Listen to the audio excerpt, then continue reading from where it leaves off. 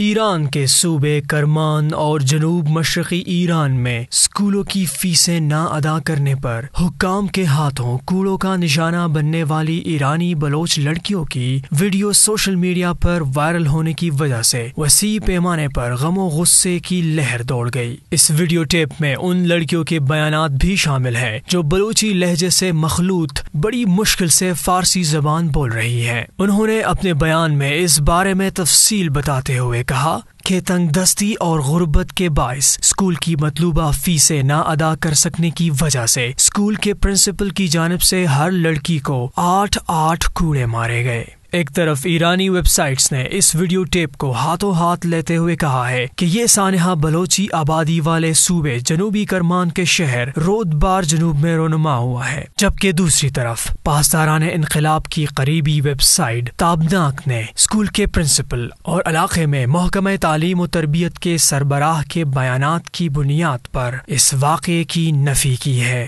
بلوچستان میں حریت اور انسانی حقوق کی تنظیم بلوچ کارکنان مہم کے سربراہ حبیب اللہ سربازی نے شرق اوسط سے گفتگو کرتے ہوئے کہا ہے کہ یہ حادثہ اس وقت رونما ہوا جب اسکولوں کی فیسوں کے لیے اتنی رقم مانگی گئی جس کا ادا کرنا غریب علاقوں کے طلباء کے لیے دشوار تھا، تو اسکول انتظامیہ نے طالبات کو جسمانی سزا کا نشانہ بنایا اور انہیں اسکول سے نکال دیا۔ سربازی نے کہا کہ طالبات کے اہل خانہ نے مطلوبہ فیسوں کی عدم ادائیگی پر طالبات کو اسکول سے نکالے جانے کی تصدیق کی ہے۔ سربازی نے ایک اور بات کی طرف توجہ دلاتے ہوئے کہا کہ ایرانی میڈیا نے طالبات کی شناخت پر خاموشی اختیار کرتے ہوئے اس بات کا تذکرہ نہیں کیا کہ ان کا تعلق بلوچستان سے ہے۔ بلوچستان اور بلوچ عوام کی شناخت مٹانے کے لیے ایرانی میڈیا کا یہ ایک نیا حربہ ہے۔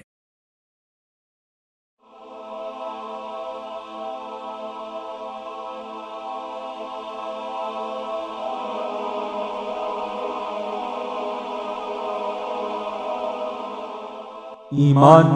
کی کرن، ہدایت کی شمع، رسالہ